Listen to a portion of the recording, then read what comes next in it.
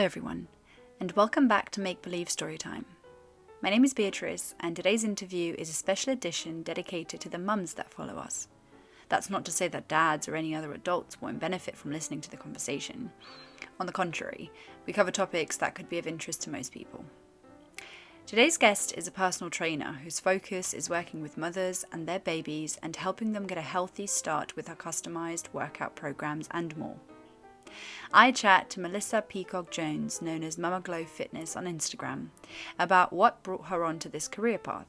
We also talk about pre- and postnatal depression, with which she's had first-hand experience, and why exercise is so important when it comes to our general well-being and also our mental health. This interview was recorded in May 2021.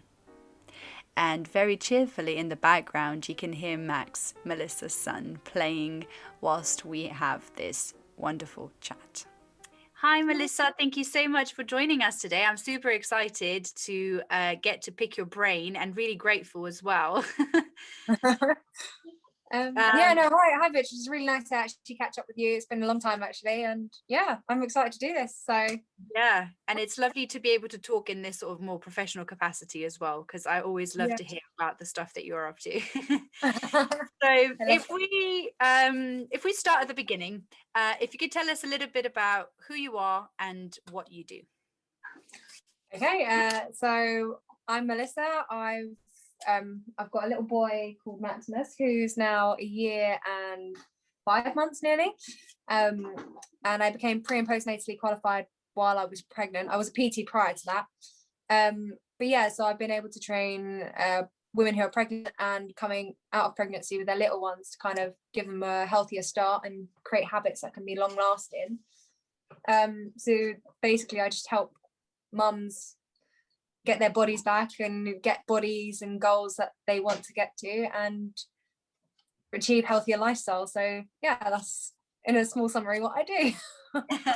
Yeah, and I know that you've been well, a fitness trainer or a PT. I don't know what term you'd like me to use. What's best? Personal trainer. Personal trainer. Yeah. For the last 5 years now. Yeah, so that's what I was going to say. I know that you've done it for quite some time now. I was wondering if you could also tell us how you initially started and why on this path. Okay. Right. So I used to do acting for stage and media at Kingston College with Beatrice. And it's funny how we change our subjects. And it was only when I came into my second year and I was 15 stone and I was getting like knee problems, joints issues. Like I didn't like the way I looked either. So I started going to the gym. Lo and behold, towards the end of my second year, I started to feel like acting wasn't really for me. It was more so the actual written work. And Beatrice, you can testify, the written work was awful. Like what we had to do wasn't exactly easy. And I like the acting side of it, but the written side put me off to the point where I was like, I don't even want to act anymore.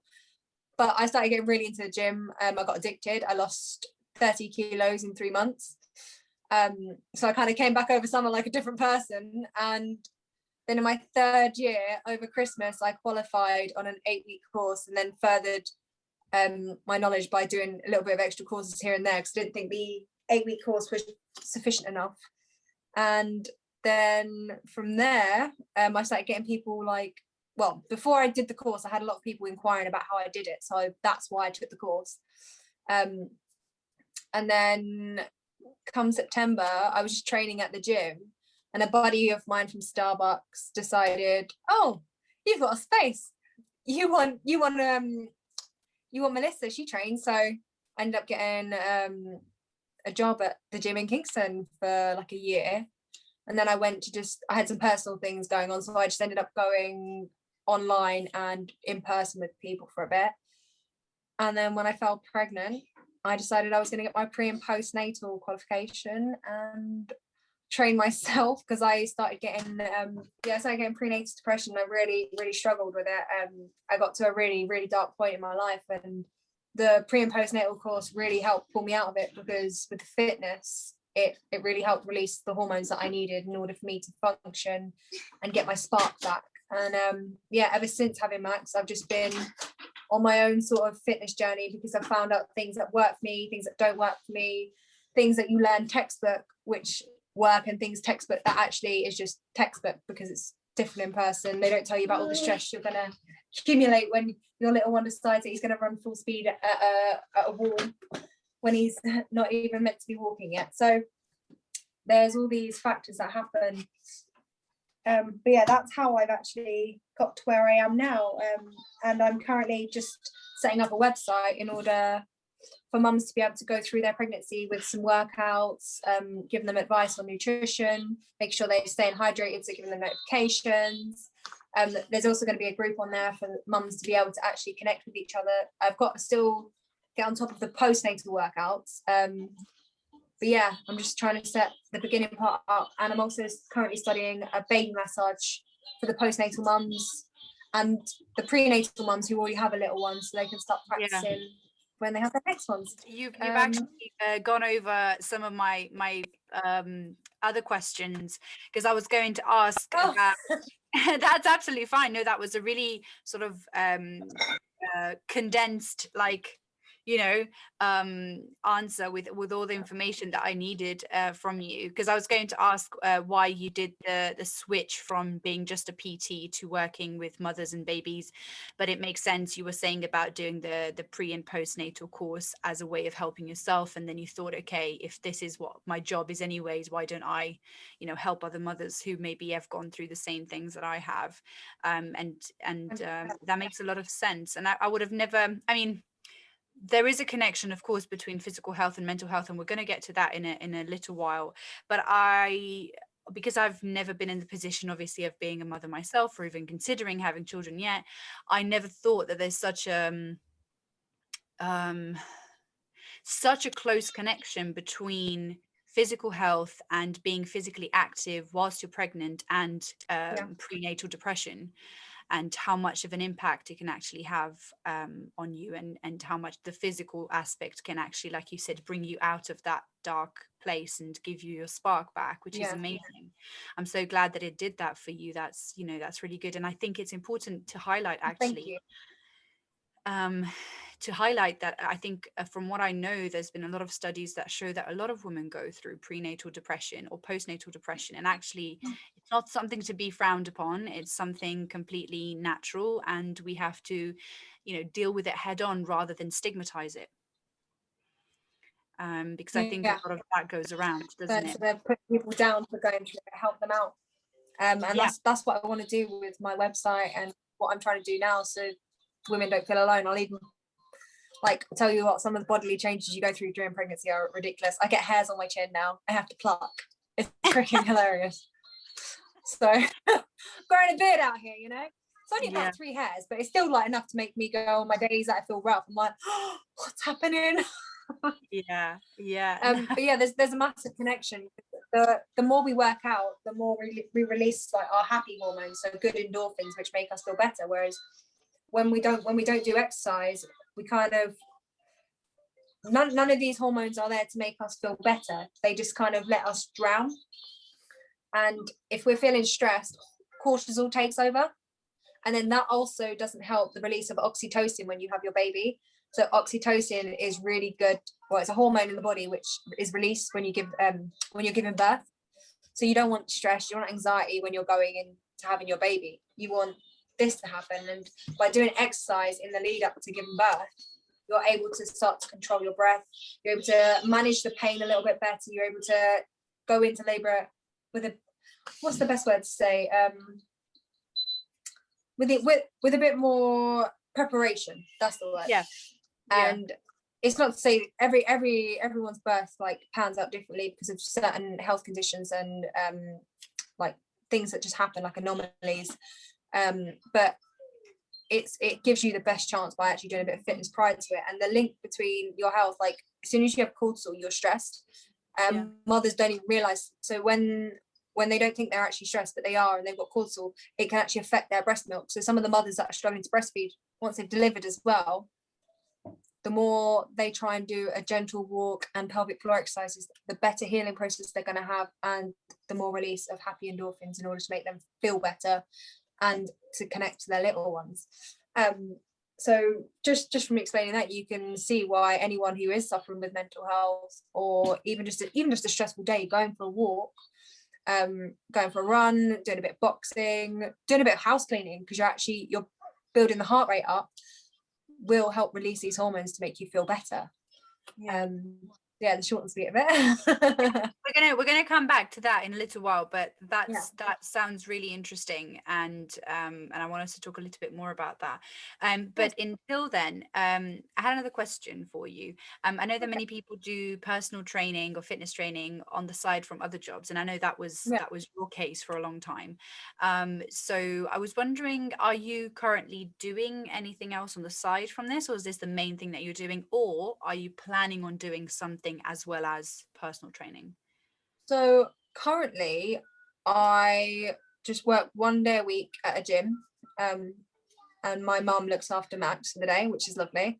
It's nice to actually be back in a gym. I train a couple of clients online, and I'm going to be setting up some online classes for non-pregnant people, so that they've got a HIIT session 3 days a week. And then I'm going to have a pre and postnatal class later in that morning as well, so that if people have children, they can take them to school, come back, get the workout done. And obviously I mentioned it earlier, the baby massage course. So I'm hopefully going to add that as a course that people can have. So a 4-week course, so they can do 1 session a week, learn how to massage their baby, and help them be more of a confident handler and build a connection.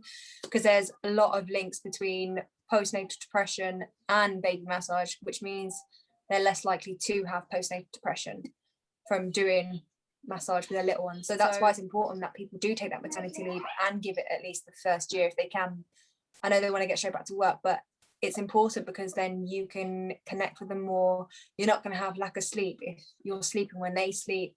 You work around them, you build around them, and it makes the situation a lot easier. I found that I struggled a lot less when I followed his routine, as opposed to, I think there was about 3 weeks where I was like, oh, I've got to get him into a routine, because I kept hearing about it. And over time, when you hear stuff enough, you start to then go for it. And I tried to put him into a routine. I tell you what, the worst 3 weeks I'd ever tried. Like, I was like, oh my God, things have got on top. This is too much. But yeah, it's true. Like, you really do have to work around them. And it's working to how it works with you guys as well. It's not one size fits all with children. Like, everyone's different. So yeah, that makes a lot of sense.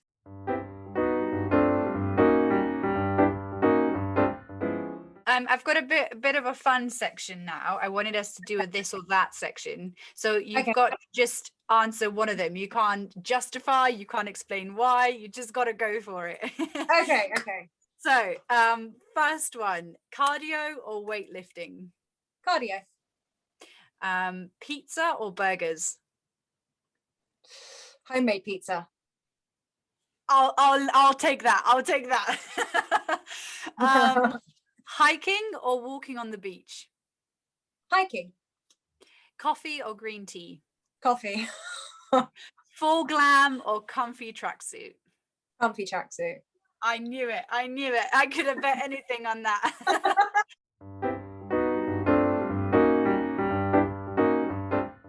The next question that I wanted to ask was about the importance of exercise and fitness, but through the lens of the fact that I think a lot of the time when we talk about fitness and working out, there seems to be an emphasis on the aesthetic aspect. Or at least that's what I've noticed with a lot of people that talk about fitness or that are fitness influencers and stuff like that. So I was wondering if you could share with us why is physical exercise and fitness so important in your opinion? Well, it's just in the quickest way I could probably put it down is how you wouldn't be able to do housework. Standing up would be an issue, cooking, playing with your children, like all these simple tasks. Even going to work and lifting a box, you're doing a deadlift, you're doing a squat, you're putting stuff on the shelf, so you're doing overhead press.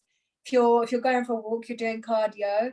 If you're running late, you've got to run for the train or you're going to be out of breath. Like, there's all these things in life, so it's good to have fitness in your life in order to be able to just complete little tasks to make you happy. Like, you want to be able to run around with your children and play some football with them and throw a ball and be able to do all that, and not be able to, do you know what I mean?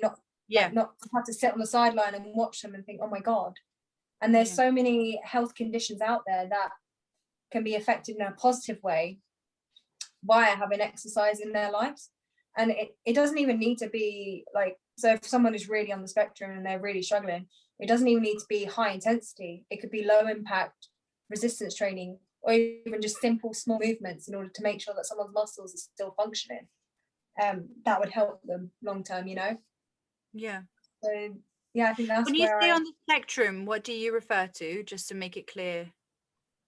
Sorry, I've lost my train of thought. So when I said on the spectrum, so when people are really struggling and they've got a really heavy health condition, so if they're really struggling with their body, then if they're able to just do some simple rotational movements, some simple leg lifts, depending on what their condition is, like even just lifting your arms up is an actual workout. Like I remember during my pregnancy, I can't remember what the name of it was, but we had to hold our arms out to the side for 3 minutes. And she was like, the yoga instructor who taught this originally said, if you could do this for 9 minutes a day, you could get through childbirth. So, and if you held your arms out for 3 minutes, I tell you what, it bloody hurts. So when people are saying, oh, yeah, you've got to be in the gym lifting heavy weights, it's not necessarily about lifting heavy weights. It's still about functional movements. It's still about mobilizing the body, mobilizing the joints, getting it all moving, you know? Yeah, that makes a lot of sense. Yeah, absolutely. So it's about actually exercise. It's about just being able to function and do, your everyday tasks without having to put in too much enjoy effort.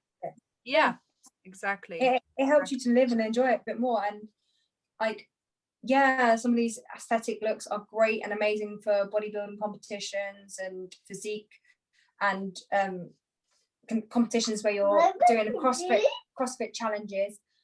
I completely understand them, but at the same time, social media has made it difficult for those that just want to get a little bit healthier, because they've given certain body types people should have, and it's almost become a sort of trend to be able to lose weight in 21 days and get a 6 to 8 pack. And do you know what I mean?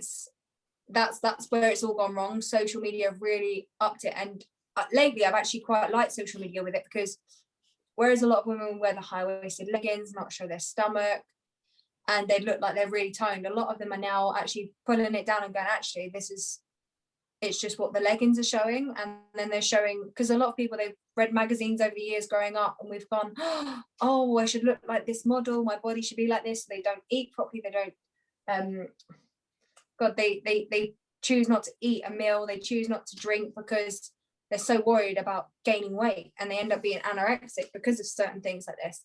So real bodies are coming out now that they are fit, and healthy. Yeah.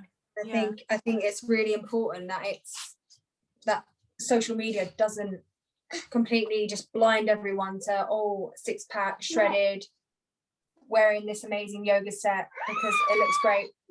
There was the latest one that's come out, which actually someone put up, is the bubble butt, and it was actually a woman posing, but the video going into it, they put some fake bum pads, and a lot of girls will look at this workout and think, oh, I'm going to get a bum just like that, but actually they're just yeah. So I didn't realize that was actually a thing.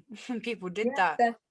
There's such things as bum pads now, and like just like when we were younger, they were called chicken fillets and stuff like that. They got bum pads. No, I would have thought of that stuff like that existed, but I wouldn't have thought they would have used it in a video in which they would have promoted a workout, is what I was trying to say.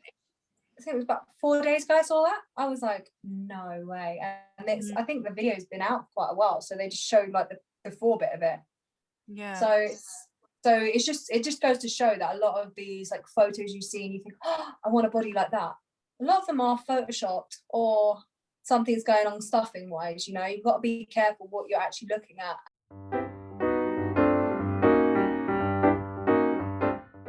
My next question actually is really connected to this. So, and you've already covered a lot of it, but I wondered if there is anything else that you can maybe touch on when it comes to this, and that is the connection between exercise and mental health, and the importance of exercise for our mental health? Is there anything that you could talk to us when it comes to this that maybe you haven't touched on yet? I think I've touched it, but the main thing is when you exercise, the best, like, you can go online, and I was looking at one the other day, like in comparison to the books, and online will change what cortisol means, serotonin, dopamine, and your happy endorphins.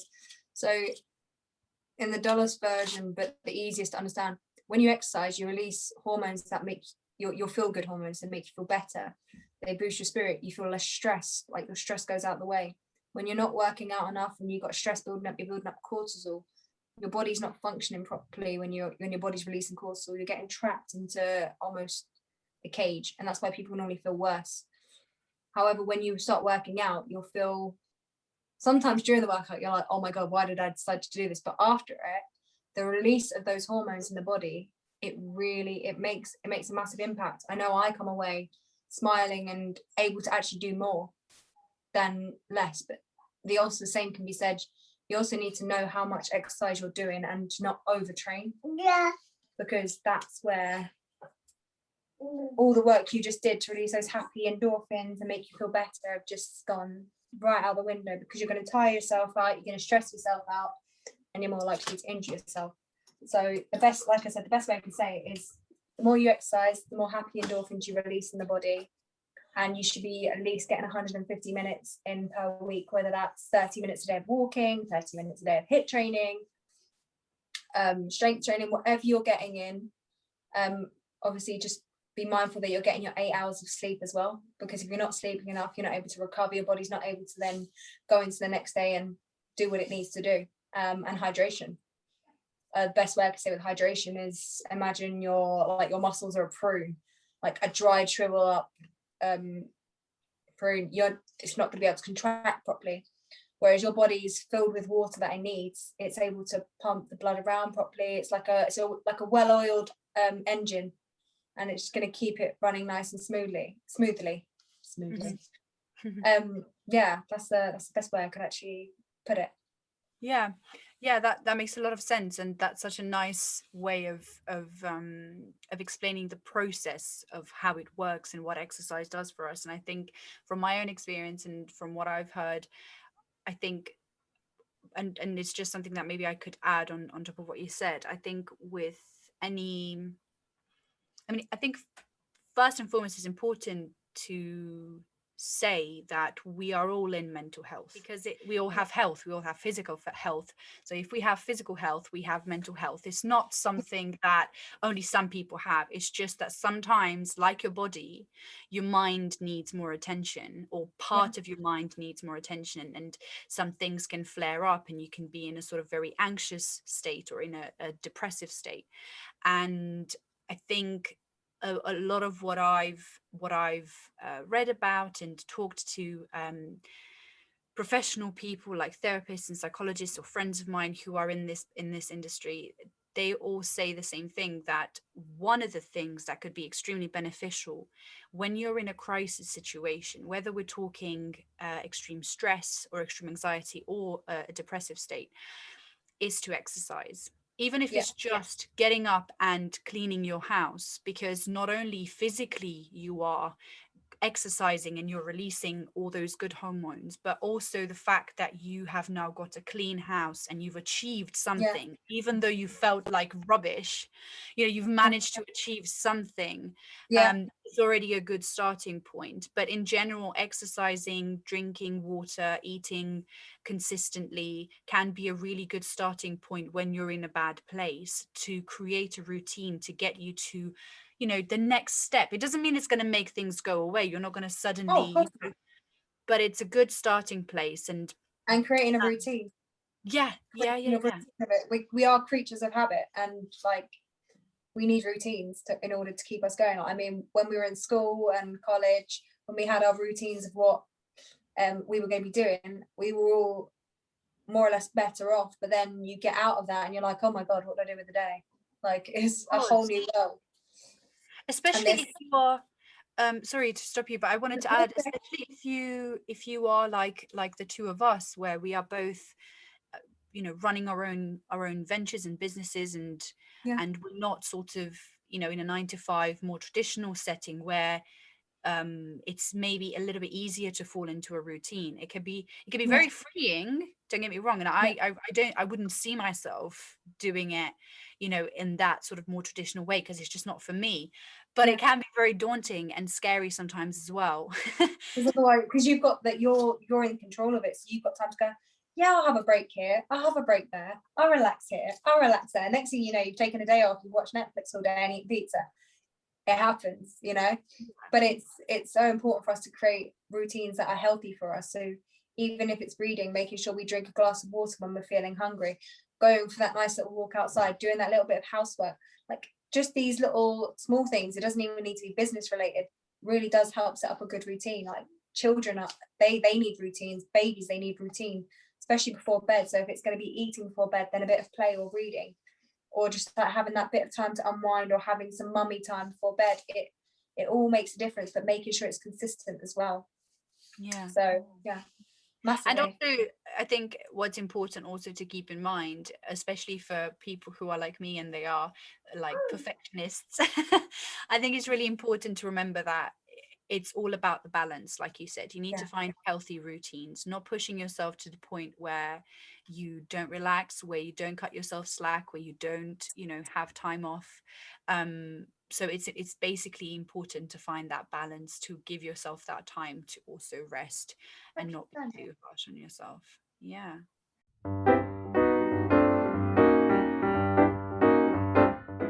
Thank you so much, Melissa. I really appreciate it, and I really hope that the young people who are listening can take away a few things from our conversation today. In fact, I'm sure they will. But it's my hope that maybe it will lead them onto a path that is beneficial for them, whether we're talking about I guess health benefits or well-being benefits, or whether maybe they're thinking, oh, actually this whole personal training thing seems interesting, maybe I'll give it a go, or I'll have a look into even doing if it just starts turning the cogs, even if it just starts to think about it will do something a year down the line. Yes, absolutely. Brilliant. Thank you so much. I'll catch you soon. Thank you so much for this. Bye. Max saying bye. Bye. Thank you so much for listening, everybody. I hope you've enjoyed this chat and that you found it interesting and helpful. We've got some exciting stuff coming your way very soon, so keep your eyes peeled on our socials.